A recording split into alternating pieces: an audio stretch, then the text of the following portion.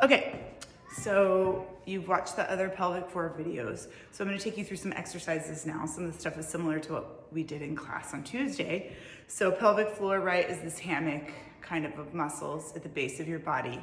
And we're gonna think about matching that pelvic floor with our diaphragm. So our lungs and our diaphragm work together, right? So as we inhale and our lungs expand in all directions, the diaphragm drops down to create space for that expansion. So the diaphragm is almost like, it's sort of shaped like this. I feel like it's shaped kind of like a jellyfish.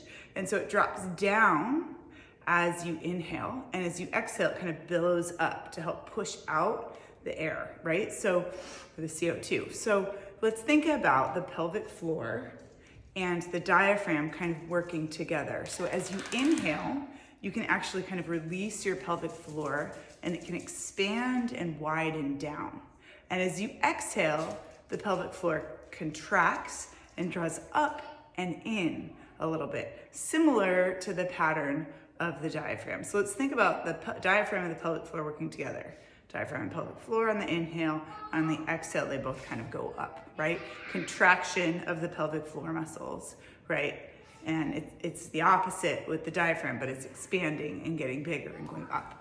So you're gonna start after I kind of demonstrate, you're gonna pause your video and do this like 5 to 10 times. So we're gonna lie in what is called constructive rest, the way that we generally lie in class, with those parallel legs. And you're gonna bring your hands to your hips if you want. And I just want you to practice thinking about that pelvic floor dropping down as you inhale and expanding. And you can think about those quadrants that Bonnie talks about, like your 2 sits bone, your coccyx, or your tail and your pubic bone, or the diagonal quadrants expanding away from each other. And then as you exhale, imagine the pelvic floor contracts and draws up and in, and those 4 quadrants come closer together.